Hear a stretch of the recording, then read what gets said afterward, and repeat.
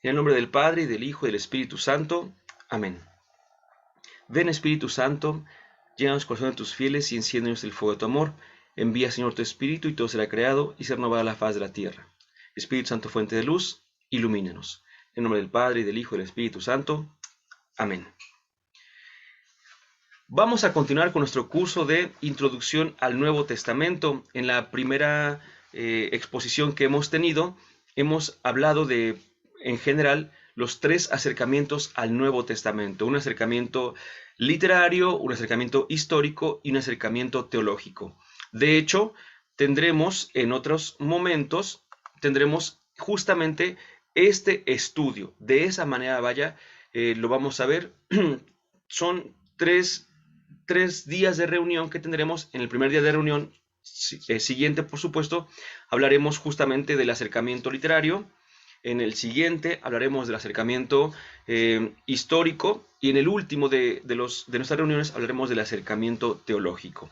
Pero el día de hoy, entonces, vamos a concluir nuestra reunión. Bueno, concluir es una forma de decirlo porque estamos empezando justamente este apartado. Pero vamos a dar paso a este capítulo muy hermoso que es la configuración de los escritos del Nuevo Testamento. Esta configuración tiene que ver con lo siguiente. Para que a nosotros nos llegara un texto, llamémosle por ejemplo el Evangelio de Juan, para que nos llegara el Evangelio de Mateo, para que nos llegara la carta a los Colosenses, el mismo libro del Apocalipsis, para que nos llegara a nosotros, no fue lo primero que se dio. Lo primero que se dio no fue la escritura. Lo primero que se dio fue un acontecimiento. Este que llamamos el acontecimiento Jesús. ¿Sí? Ahora bien, debemos hacer también una pequeña valoración que probablemente retomemos en siguientes videos, pero la comentamos de una vez. Nosotros tenemos que entender que, por ejemplo, voy a poner un caso muy concreto. En el Evangelio de Marcos, no es lo siguiente, no es que Marcos un día haya escrito de principio a fin su Evangelio y que ese escrito con puño y letra de Marcos esté guardado en algún lugar y que de ese lugar donde esté guardado nosotros vayamos, lo veamos y traduzcamos para nuestras Biblias en español, por ejemplo. No es así. Marcos escribió, se llevó un tiempecito escribiendo, no años, pero sí un par de días por lo menos, pero esta escritura de Marcos, que fue empezando a llegar a otras comunidades, al ser copiada, porque no había fotocopiadoras, ni nada por el estilo, ni impresoras, entonces al ser copiada por otros, esos escritos a veces tenían ciertas variantes leves y que no conflictúan el mensaje para nada, pero tenían ciertas variantes y estas variantes, voy a ponerlo así, en la ciudad número 1 llegó un escrito de Marcos. Alguien lo copió y lo llevó a la ciudad número 2. Ligera variante. Alguien lo copió y llegó a la ciudad número 3. Ligera variante. Estas tres ciudades entonces fueron después, como se escribían ordinariamente en papiro, que es un papel que viene de lo vegetal, justamente del papiro, pues obviamente se desgastaba y se echaba a perder. Entonces el original de Marcos no lo tenemos, el de ninguno de la Biblia, por ejemplo, lo tenemos, ¿no? Se echó a perder y ¿qué es lo que hacía la ciudad 1? Recuperaba mediante una copia manual, por supuesto, el texto. Y luego lo mismo, y luego lo mismo, en cada una de esas ciudades. Al día de hoy, entonces, tenemos muchos textos, por así decirlo, que en lo esencial son exactamente iguales, pero en ciertas cosas hay alguna distinción, eso sí, definitivo. Pero además decíamos, entonces está la escritura, la redacción, o mejor dicho, la edición, y después la copia, hasta que llegan al día de nosotros, a nosotros el día de hoy. La primera gran duda es si no habrá habido algún detalle importante que haya surgido y que de este detalle, pues, tengamos hoy un escrito de Marcos que sea totalmente equivocado. No, ahí está la grandeza, la bendición, la misericordia, la providencia de Dios que nos quiso hablar no solo a través de un texto, sino a través de una iglesia. Por eso la tradición, que podríamos llamar la transmisión de lo que Dios nos ha dicho a través de Jesús y de los suyos, no se basa únicamente en la Biblia, sino que se basa también en la tradición oral. Por eso es que nosotros podemos decir, ¿cómo estoy seguro yo de que el texto que tengo en el Evangelio de Marcos el día de hoy dice lo mismo que el texto que escribió Marcos? Por la iglesia, ¿sí? Por eso es que tenemos nosotros esa tranquilidad de que aunque se encuentran a veces ciertas diferencias, se llaman estos justamente papiros, hay textos, vaya, hay cantidad de escritos, vaya, esos llegan a tener ciertas diferencias, pero la iglesia misma es la que da, como decimos nosotros, fe y legalidad de que el texto es correcto. Bueno, pero esto solamente lo comento, repito, aunque lo vamos a retomar en la ocasión posterior, lo digo porque eso no fue lo primero que se dio. Eso no fue. Lo primero fue el acontecimiento Jesús. Después de Jesús vino la transmisión oral por sus apóstoles y después ya vino la escritura. Por eso, antes de hablar de la escritura, tenemos que hablar de Jesús mismo. Indudablemente, no existe otro eje rector sobre el cual giren las escrituras, concretamente el Nuevo Testamento, claro, que no sea el de la figura y persona de Jesús de Nazaret. Para poder entender el Nuevo Testamento, entonces, también debemos entender la figura de Jesús. Y esta figura de Jesús es unitaria, eso es definitivo. Si me preguntan a mí, por ejemplo, voy a decirlo de esta manera, yo tengo una dimensión que es la del magisterio, por así decirlo, soy maestro, vaya, y así me conocen y así me ven. Pero yo en casa, con mi familia, con mi esposa, con mi hijo, pues obviamente no me ven como el maestro, ¿verdad? Me ven como el esposo, como el padre, eh, y soy el mismo, pero entonces soy el Sergio de, por así decirlo, ¿no? El Sergio de la enseñanza y el Sergio del amor, por así decirlo, aunque también en la enseñanza le pongo mucho amor y también intento compartir algo con los míos, pero ¿por qué lo digo? Porque yo soy una sola persona, pero esta distinción es válida. Es válido decir que para ellos soy maestro, para ellos soy familia, para esto soy amigo, para esto soy tal cosa. Entonces es válida hacer esa distinción, aunque se trate solamente de una persona. Hace unos años, ya varios, se empezó a hacer una distinción también entre el Jesús histórico y el Jesús de la fe. Es la misma persona, definitivamente, ¿no? Pero la forma de verlo cambia un poquito. Al que más conocemos nosotros definitivamente es al Jesús de la fe, pero también es bueno hacer un acercamiento al Jesús histórico, porque el Jesús histórico, es el que está debajo, es el que generalmente no vemos, insisto, sí que está debajo del Jesús de la fe, ¿sí?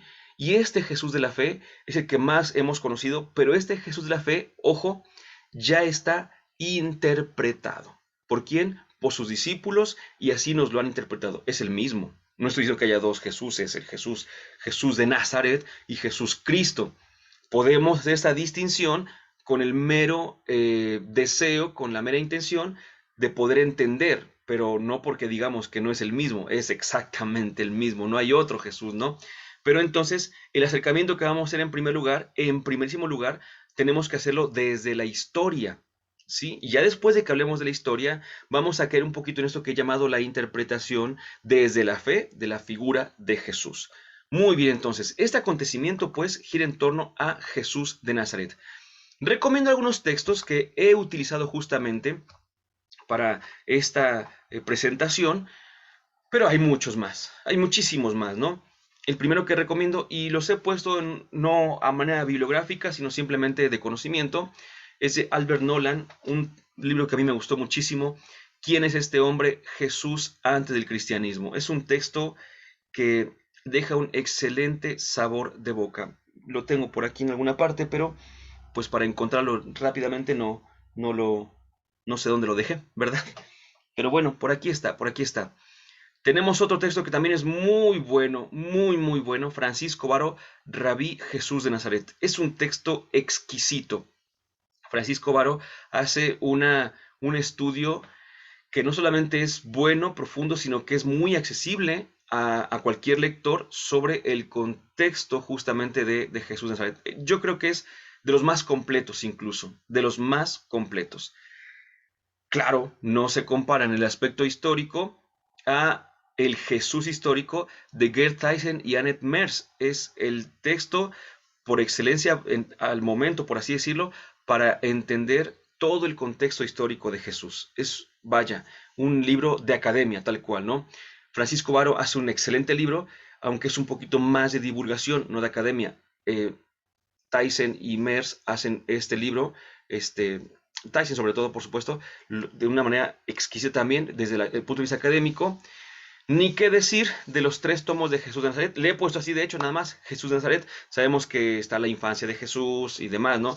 Pero en los 3 tomos que nuestro Papa Emérito Benedicto XVI, que empezó a ser como teólogo, y él de hecho así lo dice al principio del primero de ellos, de los 3 que aparecieron, dice, este texto lo he escrito como teólogo, no como papa, ¿verdad? Y como teólogo dice, pueden ustedes hacer alguna afirmación o incluso poner en duda o contradicción alguna afirmación que él haga. Son 3 tomos, o incluso también la BAC ha sacado una edición bueno, para empezar, la BAC ha sacado las obras completas de Benedicto XVI, es una belleza, pero también ha sacado propiamente el libro Jesús de Nazaret, y en un solo texto, en un solo volumen, están los 3 tomos de Jesús de Nazaret. Buenísimo, buenísimo, buenísimo. Por otro lado, tenemos también otro texto muy importante y también de una lectura muy amena, muy, muy amena, de José Antonio Pagola, Jesús, aproximación histórica. Y este libro realmente tiene datos impresionantes, una mirada muy, muy, muy buena, diría yo, ¿no? Nos ayuda mucho a entender. Y otro texto también que es como una cita de introducción, el nombre mismo lo indica, de Zenén Vidal, Iniciación a Jesús de Nazaret. Ese es un texto un poquito más pequeño, pero aún así bastante interesante. Entonces creo yo que con estos 6 libros o 6 recomendaciones, porque uno de ellos es por tomos, tendríamos una lectura muy amplia, mucho, muy amplia y muy, muy clara, muy concreta, ¿no? Son textos, salvo Iniciación a Jesús de Nazaret, que es el más pequeño de todos. De allí, Francisco Varo es el segundo en extensión, aunque tiene mucho contenido, y de ahí los siguientes son con una buena extensión. Repito, estos son de los que hemos ocupado para poder hablar sobre lo que estamos a punto de comentar, pero pues hay otros que ustedes pueden conocer. Así pues, empecemos. Jesús de Nazaret, el nacimiento. Voy a ir leyendo y comentando. Dice Pagola que Jesús nació durante el reinado del emperador romano Augusto, ciertamente antes de la muerte de Herodes el Grande, que tuvo lugar en la primavera del año 4 antes de Cristo. Recordemos que eh, los años no vinieron con la humanidad, por así decirlo, ¿no? Sino que en algún momento nosotros dijimos, estamos en el año tal. Ahorita vamos a explicar esto, ¿no? Entonces, Herodes murió allá del año 4 antes de la era cristiana, antes de Cristo. Pero si Jesús nació durante el reinado del emperador romano Augusto, y este fue antes del año 4, entonces aquí tenemos una primera aclaración. No es posible precisar más la fecha exacta de su nacimiento, pero por esto que estamos diciendo, los historiadores coinciden en situarlo entre los años 6 y 4 antes de nuestra era. El calendario actual, la nota al pie, se debe al abad Dionisio el Exiguo, que vivió a finales del siglo V. Al fijar la fecha de nacimiento de Jesús, ojo, se equivocó en sus cálculos y la retrasó casi 5 años. Imagínense entonces, cuando él dijo es el año 0, donde empieza todo, en realidad ya había empezado todo. Dionisio el Exiguo hizo este conteo, pero tuvo este error y ahora tenemos este desfase que no afecta en nada más que en el año, más que en la fecha. Es como si dijéramos, si entonces nació Jesús 6 años antes de lo que pensábamos, no estaríamos en el 2021, sino en el 2027, por ejemplo. No pasa nada. Es lo único que cambiaría las fechas y bueno, y todo lo que lleva fecha cambiaría, ¿no? Pero no cambia nada el acontecimiento mismo. Probablemente nació en Nazaret, aunque Mateo y Lucas hablan de Belén por razones teológicas. Es un dato muy interesante, ¿no? Que Jesús, que el Mesías, el de la alianza, el del testamento, tendría que nacer en Belén, pero se cree que es una opción que probablemente nació en Nazaret. En cualquier caso, Nazaret fue su verdadera patria y sus padres se llamaban María y José. Al respecto, Benedicto XVI también tiene algo que decir, que se me hace también muy prudente, mucho, muy prudente. Hablando del mismo nacimiento, el censo tiene lugar en los tiempos del rey Herodes el Grande, ya lo habíamos comentado, que sin embargo ya había muerto en el año 4 antes de Cristo. Hasta ahí vamos excelentemente bien. El comienzo de nuestro cómputo del tiempo, es decir, la fijación del nacimiento de Jesús, se remonta al monje Dionisio Exiguos, de Dionisio el Exiguo, el abad que decíamos, eh, que evidentemente se equivocó de algunos años en sus cálculos. Fíjense lo que dice Benedicto XVI. Evidentemente se equivocó de algunos años en sus cálculos. La fecha histórica del nacimiento de Jesús se ha de fijar, por tanto, algún año antes. Decía Pagola, allá del 6 al 4 antes de Cristo, ¿no?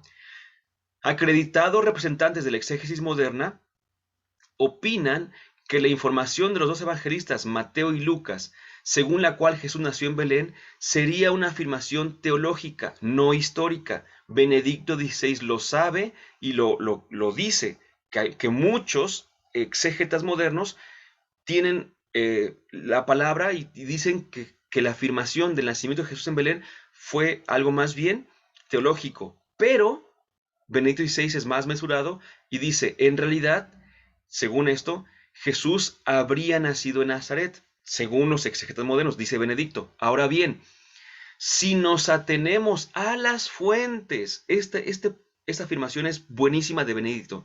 Si nos atenemos a las fuentes y no nos dejamos llevar por conjeturas personales, queda claro que Jesús nació en Belén y creció en Nazaret. ¿Sí? Hay todo un estudio sobre el lugar de nacimiento de Jesús, pero por lo menos podemos quedarnos de una manera equilibrada diciendo que Jesús nació en Belén, que está en Judea, y se crió en Nazaret. Toda su vida la vivió en Nazaret. Eso sí lo podemos afirmar, toda su vida la vivió en Nazaret. Es como muchos de nosotros que nacemos en algún lugar, por cualquier circunstancia, y a los pocos días o meses de nacidos nos vamos a otra parte, el lugar oficial de residencia de nuestros padres, y ahí hemos vivido toda nuestra vida. La gente cree que somos de ese lugar, dice, y de repente nos damos cuenta de que nacimos únicamente por nacimiento, nacimos en otro lugar. Pero en este caso no podemos llegar a más, todavía con lo que sabemos no podemos llegar a más. Están las dos cuestiones, ¿dónde nació Jesús? ¿O en Belén o en Nazaret? Algunos dirán que en Belén y vivió su vida en Nazaret, como Benedicto XVI. Otros dirán que no, que la verdad es que Belén es solamente un dato teológico. No importa, tampoco cambia absolutamente nada. ¿Cuál fue la lengua materna de Jesús? El arameo. Lo hablaba según una forma dialectal corriente en Galilea. Voy a leer lo que dice Pagola y ahorita hago un comentario. No sabemos con certeza si sabía leer y escribir.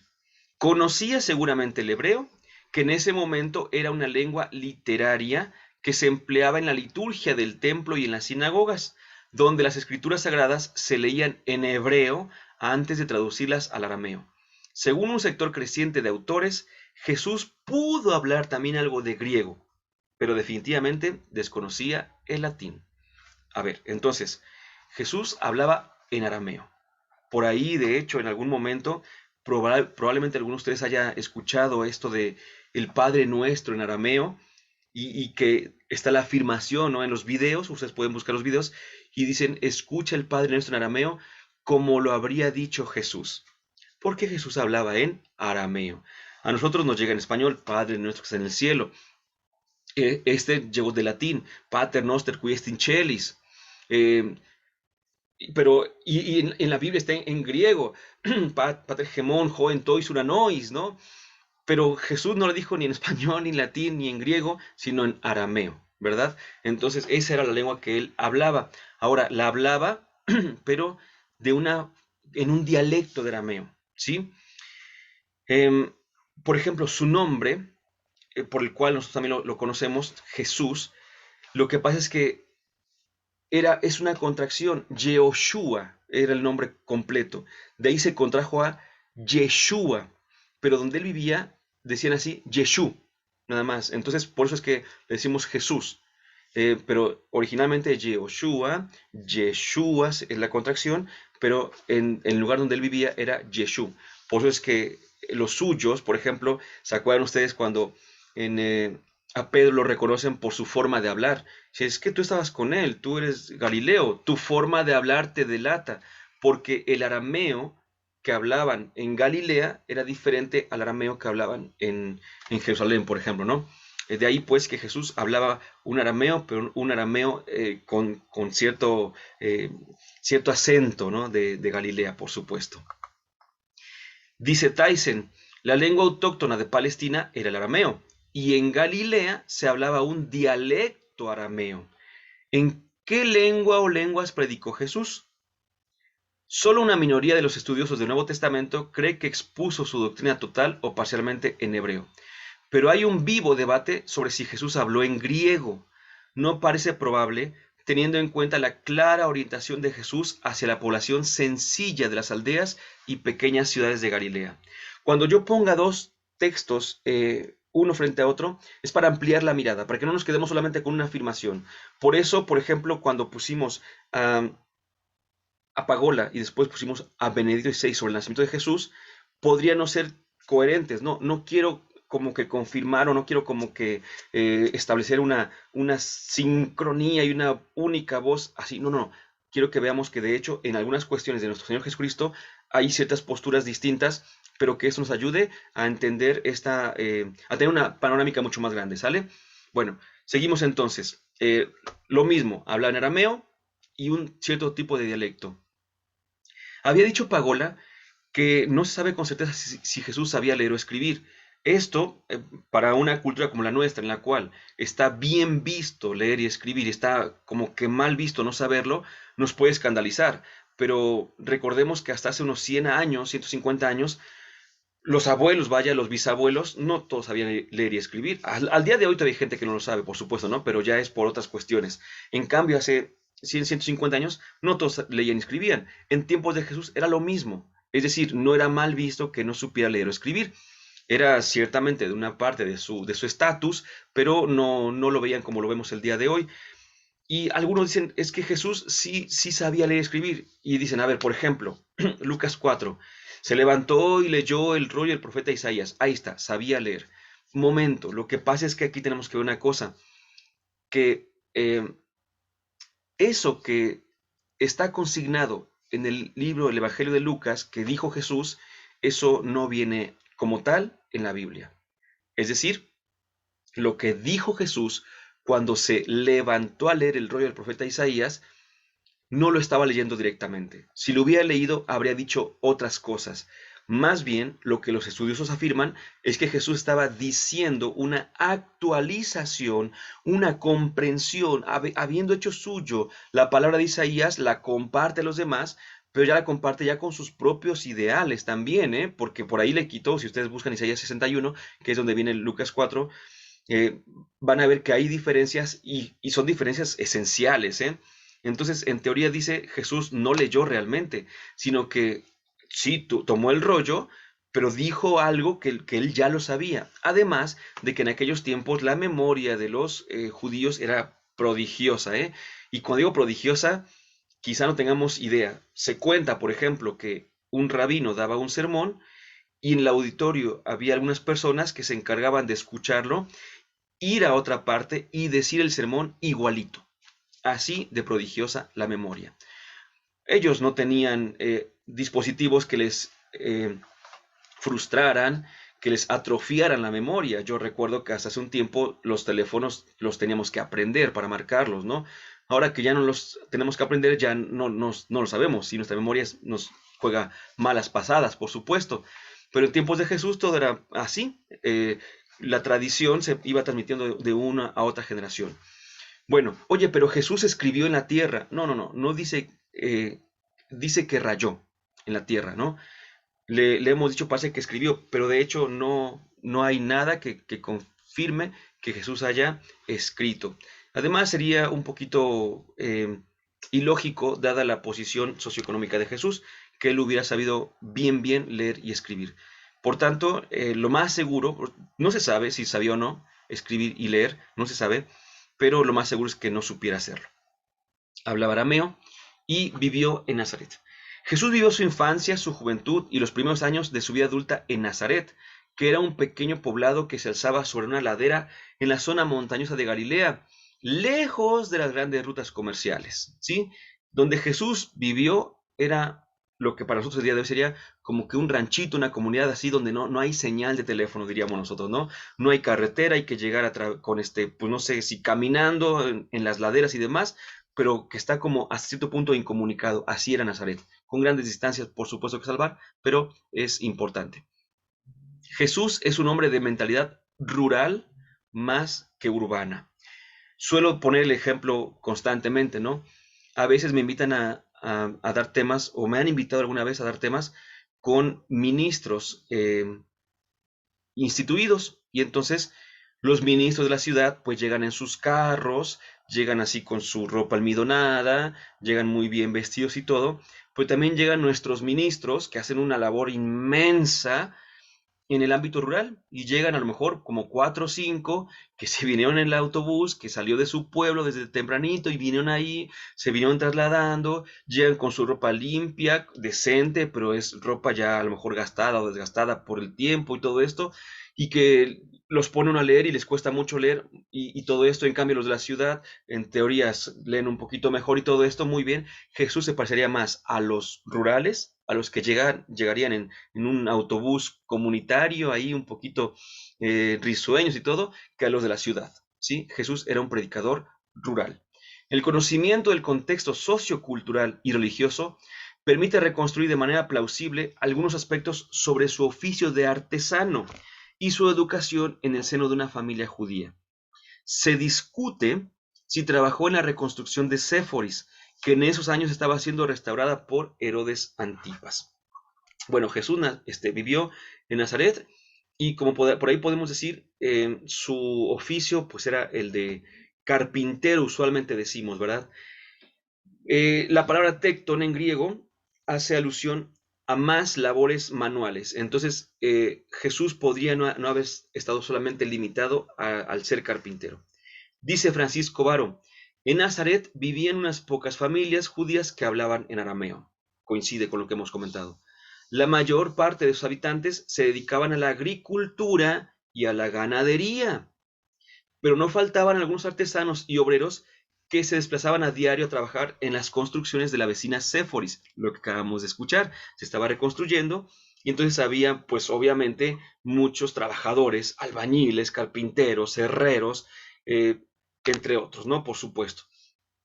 Pero si en Nazaret la mayor parte se dedicaba a la agricultura y a la ganadería, no es raro que Jesús también hubiese sido agricultor, ¿sí?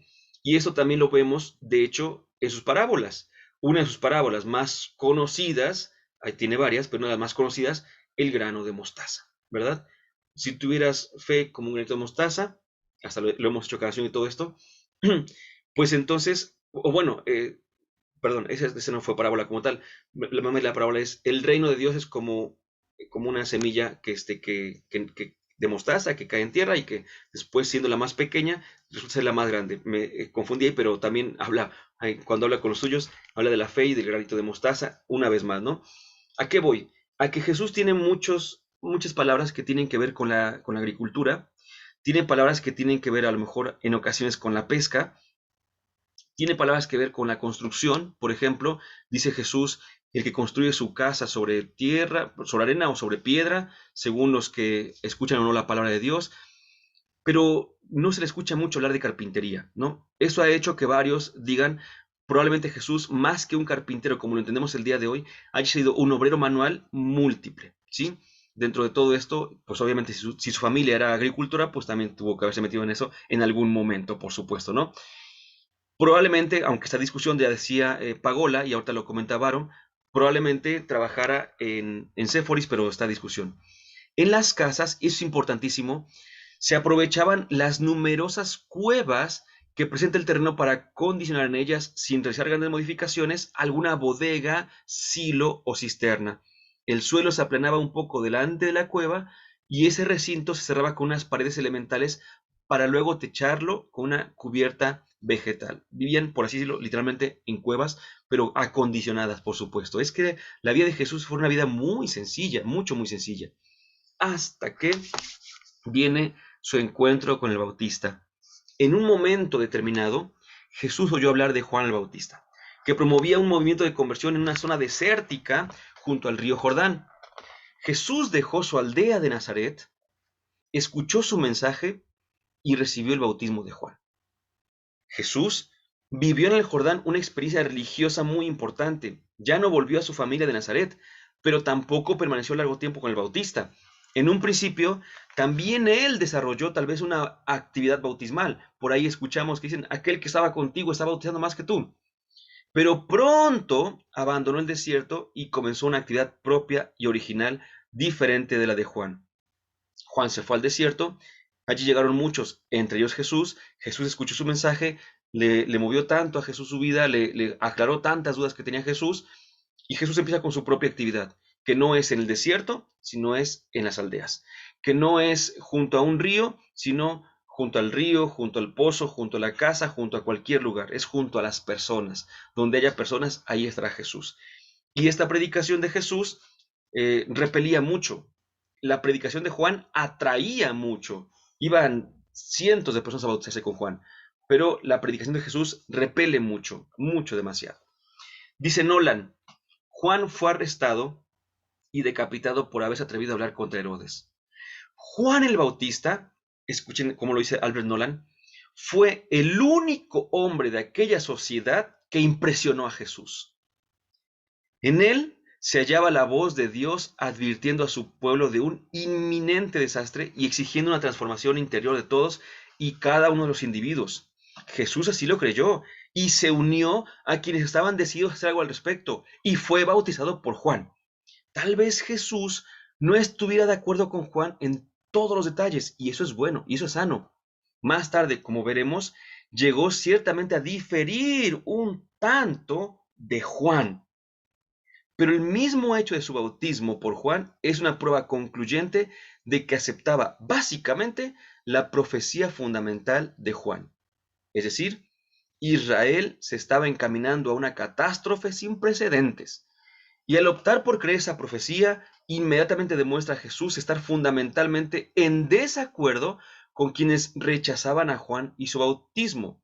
Los celotes, los fariseos, los esenios, los saduceos, los escribas y los escritores apocalípticos. De todos ellos trataremos en una sesión posterior. Ninguno de estos grupos habría estado dispuesto a crear un profeta que, al igual que los profetas de antaño, profetizaba contra Israel. No en favor de Israel, sino contra Israel.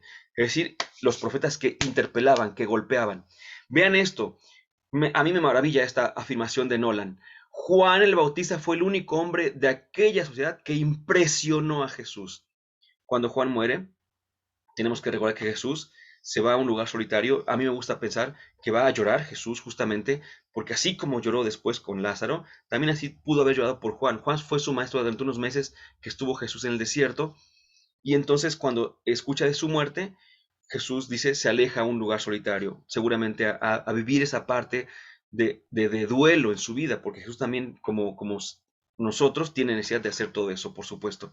Y dice después, no hay nacido de mujer, no hay otro hombre más grande que Juan, ¿sí? Tanto lo estimaba, que bueno, así. Pero Jesús, decíamos, tuvo una actividad itinerante. Hacia el año 27-28, y vamos sacando cuentas, Jesús da comienzo a una actividad itinerante que le lleva de Galilea a Jerusalén. Recordemos que Jesús es de Galilea, de Nazaret. Nazaret está en Galilea. Y de ahí va hacia Jerusalén. Lucas lo manifiesta como un viaje, toda su vida es un viaje a Jerusalén, donde será ejecutado probablemente el 7 de abril del año 30. Ojo, año 30 más los 6 años anteriores, hagamos cuentas, Jesús murió más o menos a los 36 o 37 años. Todavía al día de hoy escuchamos gente que dice, a lo mejor no, tengo 33 años, la edad de Jesús. Pues sí, alguna vez Jesús tuvo 33, pero si te refieres a la edad en la que murió Jesús, murió más o menos a los 36, 37. Se trata, por tanto, la actividad de Jesús de una actividad, escuchen esto, intensa pero breve. Pues no llegó a durar 3 años completitos, fue menos. No es posible reconstruir con exactitud los lugares de su actividad y sus rutas de viaje. Imposible, andaba por todas partes y no tenía como un diario sobre esto. Ciertamente se movió en las cercanías del lago de Galilea. Había mucha gente ahí. El lago de Galilea, como vamos a ver más adelante, era muy fértil y entonces había mucha pesca y había por tanto muchas poblaciones ahí alrededor. Pasaba de una aldea a otra, pero nunca aparece, al menos los evangelios no lo dicen, visitando Séforis ni Tiberíades, que eran las dos ciudades más importantes de Galilea. Volvemos con la misma idea. Jesús visitaba las aldeas más pobres, las más sencillas. Jesús era rural 100%. Durante algún tiempo, su centro de operaciones fue Cafarnaún, ahí en la casa de Pedro, en la ribera del lago. Jesús se desplazaba de un lugar a otro acompañado por un grupo de discípulos y discípulas. Ojo, sí es cierto, ¿eh? Jesús tenía discípulos y discípulas. En Lucas, por ejemplo, vemos claramente cómo se nos dice que lo seguían sus discípulos y otros, donde se menciona justamente a María Magdalena, la de los 7 demonios.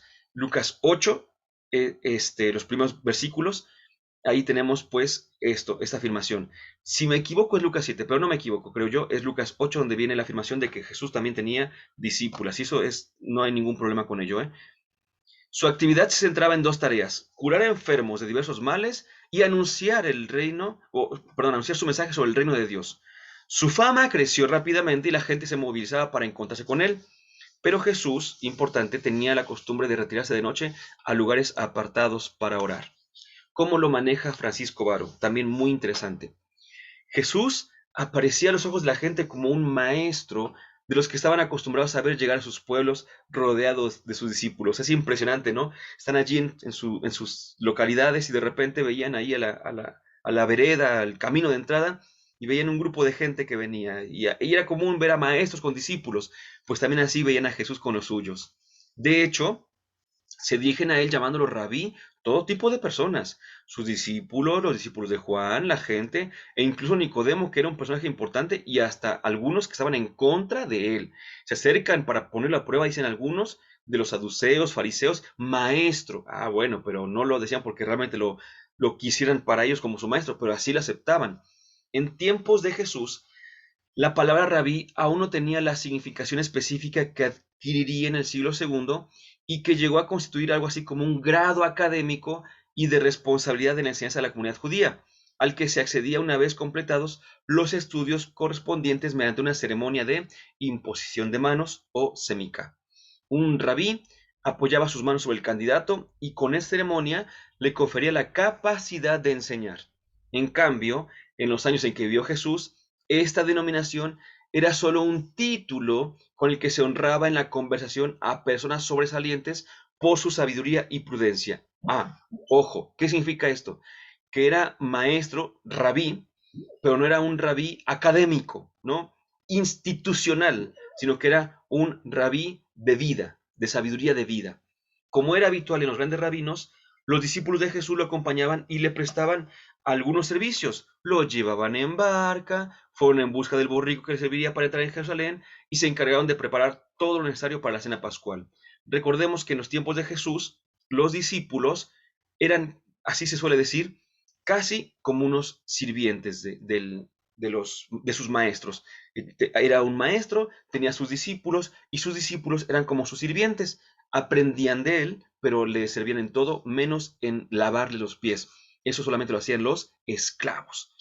Ya veremos más adelante todo este tipo de cosas porque son impresionantes, ¿verdad? Jesús fue un profeta del reino de Dios. Jesús emplea un lenguaje característico y sugerente. Sus dichos breves y penetrantes, sus aforismos y sobre todo sus bellas parábolas son inconfundibles. Jesús apenas habla de sí mismo.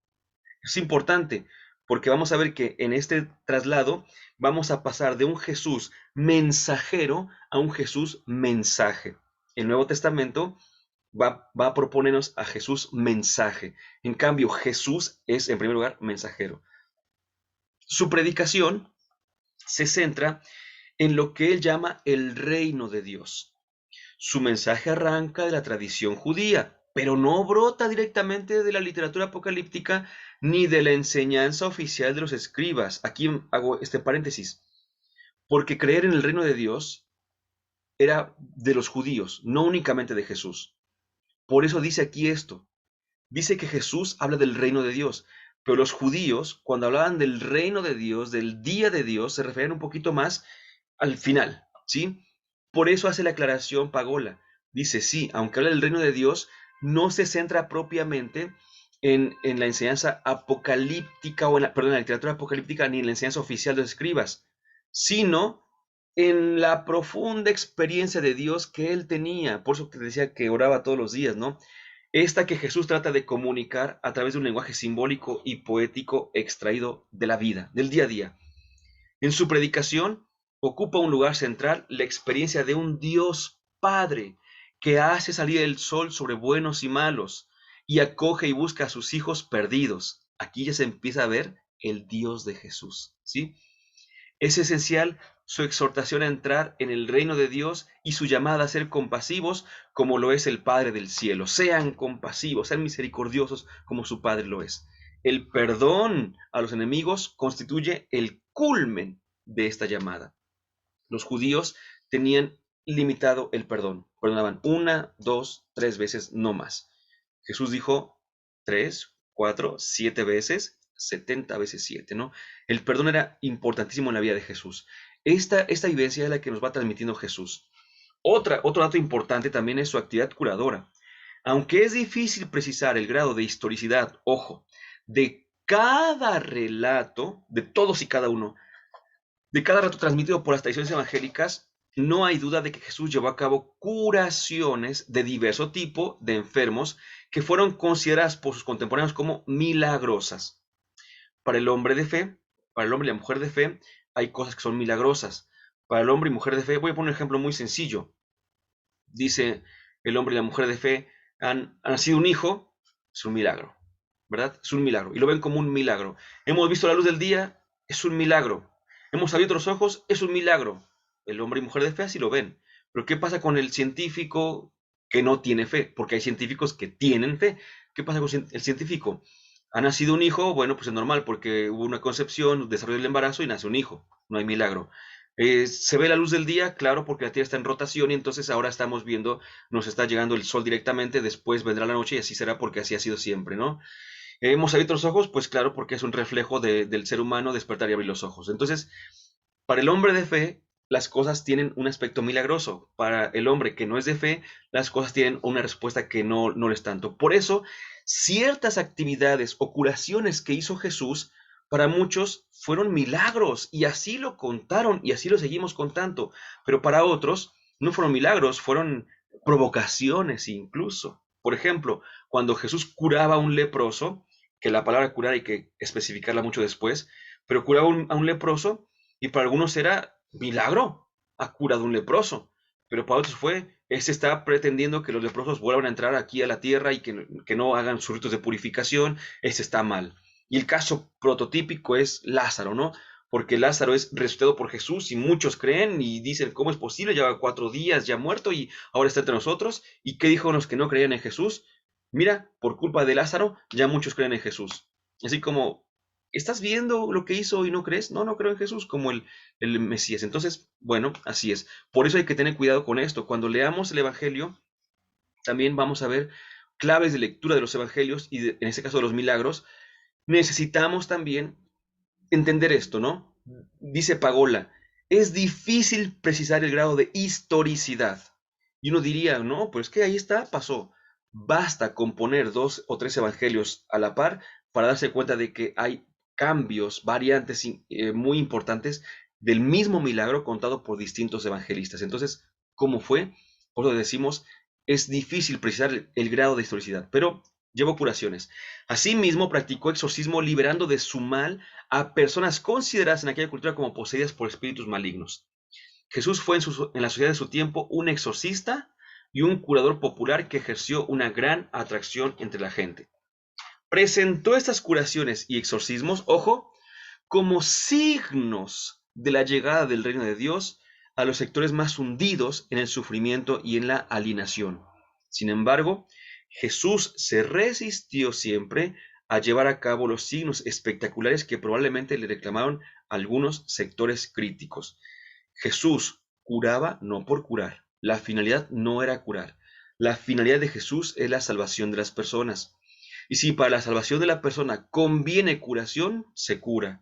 Conviene exorcismo, se hace. Pero si para la finalidad de la persona que la salvación no conviene, no se hace. No pasa nada. Por eso muchas veces nosotros pedimos al Señor que nos cure y decimos no pasa nada. No, es que no hace falta para la salvación. Al reino de Dios podemos entrar habiendo muerto por enfermedad. Así que no hace falta la sanación, pero como testimonio puede ayudar. Entonces, algunas ocasiones, para testimonio se cura, no porque la persona sea más importante que la otra, sino porque eso va a servir como testimonio, se vuelve servidora esta persona curada de los demás. Conducta desviada. ¿Cómo que conducta desviada? Sí, sí, sí, sí. Para la sociedad de los tiempos de Jesús, Jesús tuvo una conducta desviada.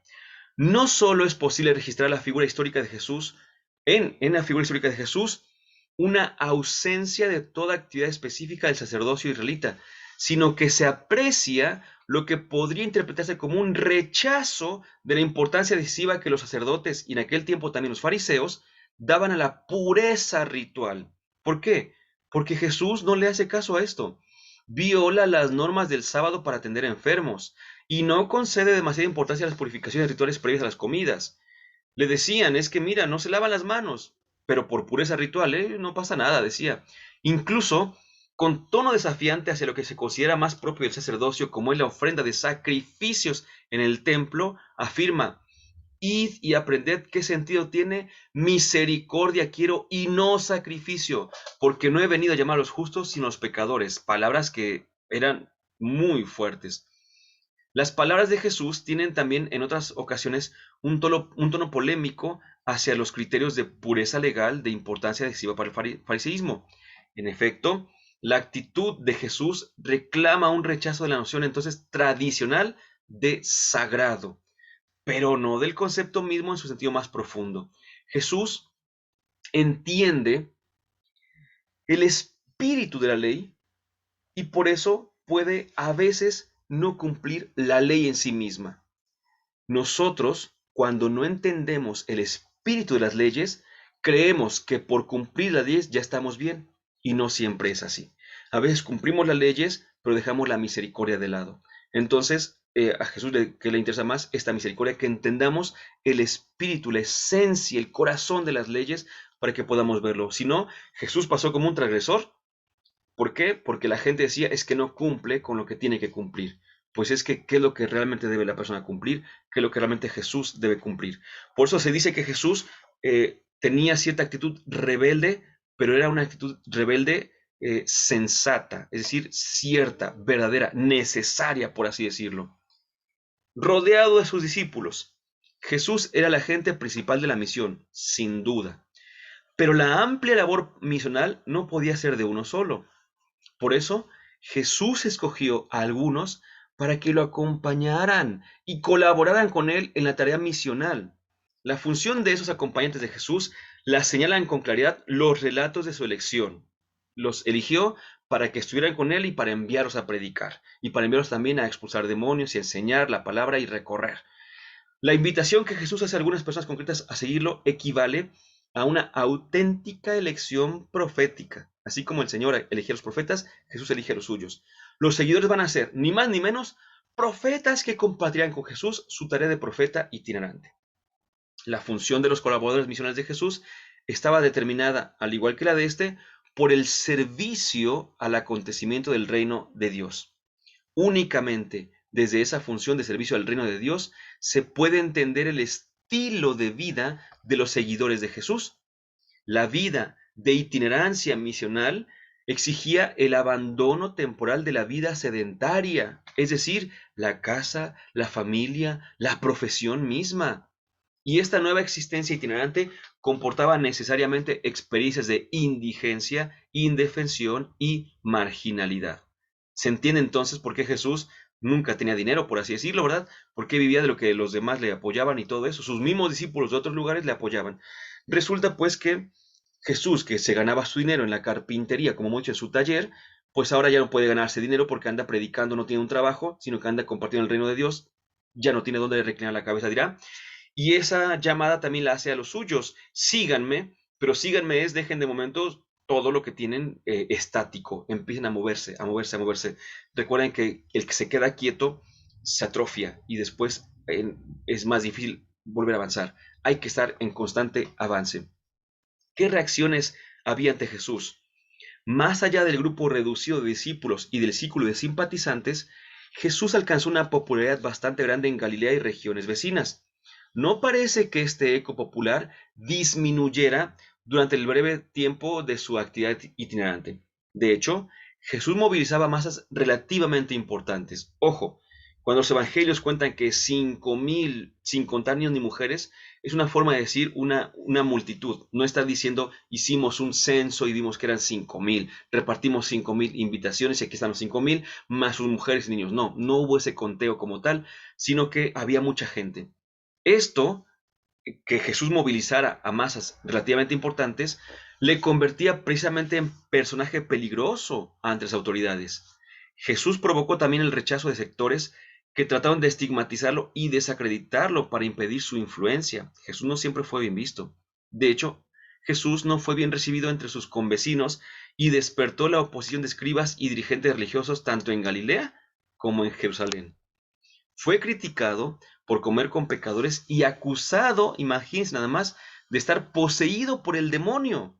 De ambas acusaciones se defendió con firmeza. Jesús también entonces tuvo detractores, obvio. Y llegamos a la ejecución.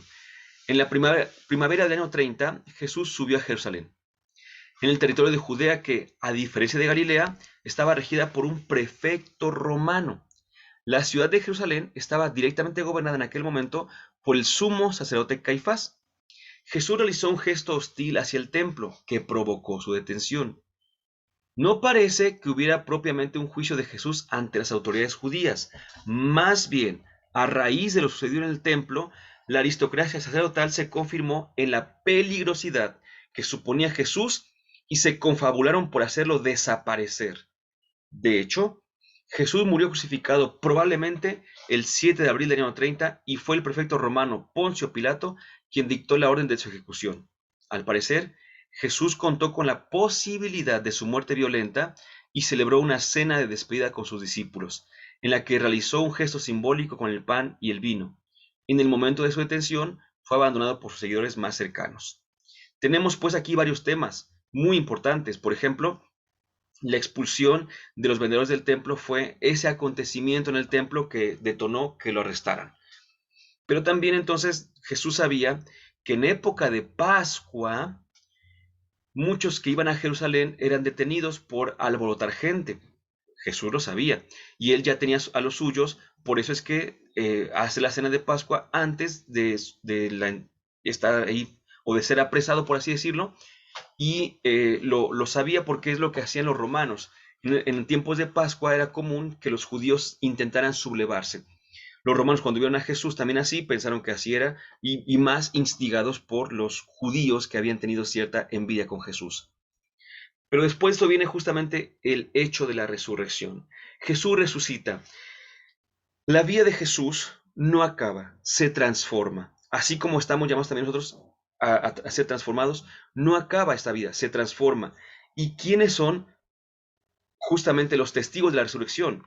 Jesús es testigo del Padre, pero ¿quiénes son testigos de Jesús? Los suyos. Viene la segunda etapa, el capítulo 2, las comunidades. La resurrección de Jesús y la venida del Espíritu en Pentecostés permiten a los discípulos comenzar a descubrir el misterio de Jesús. Aquello que no habían entendido mientras Jesús predicaba, lo entendieron cuando Jesús resucitó, pero todavía más cuando el Espíritu Santo llegó a ellos. Estos discípulos siguen siendo judíos en un primer momento. Recordemos que Pedro y Juan subían al templo todavía, pero forman en el seno del judaísmo un grupo extraño, el de los testigos de Jesús resucitado. Tienen que mantener una doble fidelidad a Jesús, a la vida, que les plantean no pocas cuestiones. Para responder a estas cuestiones, se remiten a los recuerdos que tenían de Jesús, ojo, pero lo hacen a la luz de la resurrección. Todo lo que comparten los discípulos lo van a compartir a la luz de la resurrección.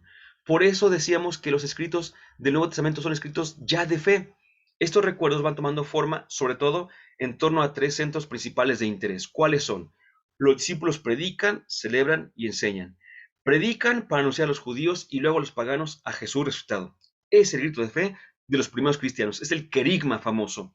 Los judíos celebran al resucitado. ¿Dónde? En la liturgia, sobre todo en la Eucaristía. Con esta ocasión toman forma muchos de sus recuerdos sobre Jesús. Pero también, una vez que van ingresando otros, los discípulos enseñan a los nuevos bautizados. Recordemos que Jesús mandó a predicar y a bautizar. Vayan y evangelicen y hagan discípulos y bauticen, recogiendo para ello los hechos y las palabras de Jesús. Ojo, de la vivencia de Jesús, del acontecimiento Jesús, los suyos empiezan a traer a su día, ya que Jesús había muerto y resucitado, empiezan a traer a su día lo que Jesús había hecho, pero ahora lo empiezan a interpretar. Voy a poner un ejemplo muy sencillo. Cuando tú dices, vi a mi amigo, a mi hermano, a mi pareja, quien sea, alguien cercano, vi que hizo algo que no siempre hacía. Bueno, no tengo respuesta para eso. Después hizo otra vez algo que no siempre hace. No tengo respuesta para eso. Pero más adelante veo que estaba preparándome una sorpresa. Y dices, ya entendí lo que estaba haciendo. Lo mismo con los discípulos. Veían que Jesús hacía cosas raras y algunas veces lo dejaban pasar, pero otras les quedaban muy grabadas. Pero cuando resucita Jesús y ellos tienen la experiencia de la resurrección de Jesús, ¿qué es lo que hacen? Ya entendimos qué es lo que hacía. Y ahora lo cuentan, pero lo cuentan completo a los demás. Ahí empieza la predicación y ahí empieza, por supuesto, también la redacción. Pronto se agregan nuevos discípulos a los primeros. Bernabé, los 7 diáconos con Esteban y Felipe, pero sobre todo Pablo, que es una figuraza, ¿verdad? Que convertido Pablo hacia el año 36, llevará la buena nueva al Asia Menor, a Grecia, incluso hasta Roma. Los paganos pueden desde entonces entrar en la iglesia sin verse obligados a hacerse judíos previamente, cosa que era un problema muy grande que tuvo que dilucidarse en el Concilio de Jerusalén, que está en el libro de los Hechos capítulo 15. Entre los años 51 y 63, Pablo escribe sus cartas a varias comunidades, cartas que tendremos algunas en el Nuevo Testamento y que vamos a ver en su momento que Pablo no pensaba hacer Biblia, ¿eh? No pensaba decir, no, esta va a ser la tercera carta que va a estar en la Biblia. No, jamás. Pablo escribe, pero escribe para la comunidad. Ya después la comunidad será la que dé el carácter de inspirado, bueno, la confirmación de su carácter de inspirado a cada una de esas cartas. Durante este periodo, el judaísmo oficial va poco a poco desechando a los cristianos, los va sacando, los va cortando, ¿eh? Acuérdense del capítulo 9 de San Juan que dice que los judíos se habían puesto de acuerdo en que si alguien aceptaba a Jesús como el Cristo fuera expulsado. Esto en realidad es más o menos del año 90, no es propiamente del año 30 como podríamos pensarlo al leer que fue en tiempos de Jesús. No, no, no, esto es del año 90, lo vamos a comentar después. El año 70, los romanos destruyen Jerusalén. Acuérdense que Jesús dijo eso también, ¿no? Algunos fariseos reunidos en Yamnia le dan una nueva vida que continúa hasta hoy al judaísmo. El judaísmo se hubiera acabado si no fuera por los fariseos que después de la destrucción de Jerusalén se reunieron para que siguiera adelante la fe judía. Y por último, la redacción de los escritos. Fíjense nada más cómo está pasando todo esto, ¿no? Para llegar al Nuevo Testamento, a los escritos, decíamos, tuvieron que pasar tres momentos. Primero, el acontecimiento mismo de Jesús. Si no hay Jesús, si no hay verbo encarnado, si no hay Jesús de Nazaret, no hay Nuevo Testamento. Por eso, una introducción al Nuevo Testamento tiene que hablar de Jesús, porque es lo que le da sentido, es el balazo que da inicio a la carrera de los escritos. Si no hay Jesús, no hay Nuevo Testamento. Dice la Dei Verbum número 11. En la redacción de los libros sagrados, Dios eligió a hombres que utilizó usando de sus propias facultades y medios, de forma que obrando Él en ellos y por ellos, escribieron como verdaderos autores todo y solo lo que Él quería. Los agiógrafos o escritores sagrados fueron verdaderos autores. Aquí solamente lo voy a mencionar, no lo voy a leer ya todo, porque esto es lo que corresponde para la siguiente sesión. Vemos pues los evangelios, como fueron escritos por aquí, lo voy a mencionar nada más. Después vemos que también hay otros textos de San Juan, otro texto de Lucas, que es el libro de los Hechos que ya hemos comentado, y posteriormente también tenemos cartas en la escritura. Tenemos un total de 21 cartas. 21 cartas, de las cuales, perdón, 21 cartas más 4 evangelios, más un libro de los Hechos Apóstoles, más un Apocalipsis, nos da un total de 27 textos. De esas 27 cartas ya veíamos, 3 atribuidas a Pablo, una a los hebreos y 7 llamadas cartas católicas, que son estas de Juan, Pedro, Santiago y Judas, entre otros. Como actividades, les pido que lean el Evangelio de Marcos y que memoricen el nombre y orden de los 27 libros del Nuevo Testamento. Es decir, que podamos nosotros decir, el Nuevo Testamento está así: Mateo, Marcos, Lucas, Juan, Hechos, Romanos, Corintios 1 y 2, Gálatas, Efesios, Filipenses, Colosenses, Tesalonicenses 1 y 2, hasta llegar al Apocalipsis. Que ustedes ya tengan ese esquema, memorícenlo por favor. Y por último, reflexionen esta pregunta muy importante: ya que el Testamento es alianza y ahora hablamos del Nuevo Testamento, ¿por qué no también ver nuestras vidas? ¿Cuál ha sido y cuál es mi alianza con Dios? ¿Cuándo y dónde fue? ¿Cuáles son mis pactos, mis encuentros con Dios? Y sobre todo, ¿cuándo fue que hicimos esta alianza? Digamos juntos: Dulce Madre, no te alejes, tu vista de nosotros no apartes. Ven con nosotros a todas partes y nunca solo nos dejes. Ya que os proteges tanto como verdadera Madre, haz que os bendiga el Padre, el Hijo y el Espíritu Santo. Amén.